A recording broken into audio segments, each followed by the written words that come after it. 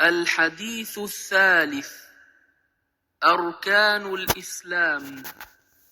عن أبي عبد الرحمن عبد الله بن عمر بن الخطاب رضي الله عنهما قال: سمعت رسول الله صلى الله عليه وسلم يقول: بني الإسلام على 5: شهادة أن لا إله إلا الله وأن محمد رسول الله، وإقام الصلاة وإيتاء الزكاة، وحج البيت وصوم رمضان.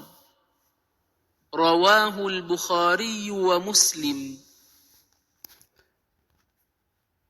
بسم الله الرحمن الرحيم. haddaynu iska bilaabano casharkeenii saddexaad kitaabka arbiciin nabowi arkaan islaam can abi cabdiraxmaan cabdillaahi bin cumar bin khataab radia allahu canhuma. waxaa laga soo wariyey abi cabdiraxmaan cabdillaahi bin cumar bin khataab, alla raaliha ka noqdo labadoodaba, qaala inuu yidhi: samictu waxaan maqlay rasuulullaahi rasuulka ilaahay sala allahu calayhi wasalam, nabadgelyo iyo naxariisi korkiisa ahaatee, yaquulu isagoo leh: buniya alislaamu calaa 5: islaamka waxaa lagu dhisay 5 tiir. shahaadati an laa ilaaha ila allah, in la qiro inaanu jirin alle xaq lagu caabudo ilaahay mooye, wa anna muxamadan rasuulullah, nabi maxamedna uu yahay rasuulkii xaqa ahaa ee alla soo diray, wa iqaami salaa, salaada in la oogo. xadiiskii horena kusoo qaadanay macnaha faahfaahsan ee iqaam, in salaada siday tahay ee ugu saxsan loo tukado. wa iitaa'i zakaa, sakada in la bixiyo, ciddii xaqa u lahayd la siiyo. wa xaji ilbeyt, beytka ilaahay in la booqdo, waa qofkii dhaqaale ahaan ammaan ahaan awooda. wa sawmi ramadaan, bisha soom in la soomo. xadiiskan isagoo faahfaahsan waxaynu ku soo qaadanay casharkan ka horreeyey. xadiiskan waxaa soo saaray rawaahu bukhaariy wa muslim. faa'iidooyinka aynu ka qaadanayno xadiiskan haddaynu u gudubno: islaamku wuxuu leeyahay sal adag. islaamku wuxuu ku dhisan yahay 5 tiir. haddii tiir ka mid ahi dumo, dhismuhu wuu daciifayaa.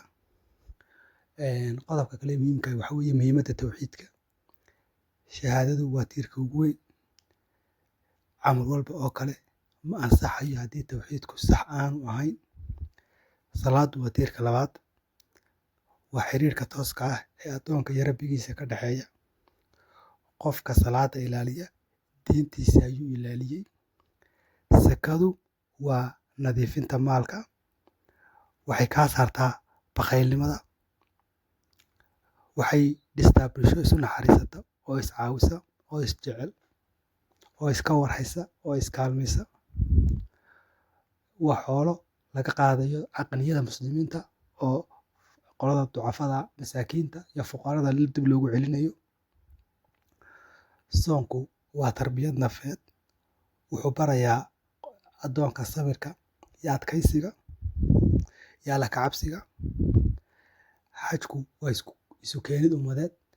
macsharkaas guriga ilaahay baa ummadaha islaamka ee kala afka, kala luuqadaha, kala midabka, kala jinsiyadaha isugu imanayaan, hal duruufna wadaagayaan. wuxuu mideynayaa muslimiinta adduunka oo dhan. wuxuu barayaa sinaan iyo is-hoosaysiin. axkaamta laga qaadanayo waxaa ka mid ah tiirkan waa waajib qofkii awooda. qofkii inkira mid ka mid a tiirarka diinta ayuu kaga baxayaa. qofka dayaca isagoo qirsan oo aaminsan waa caasi, waa dembiilo weyn. camal kasta oo qofku samaynayaa waa inuu ku dhisan yahay iimaan. intaasaynu caawa casharka kusoo gabagabaynaynaa. wabilaahi towfiiq.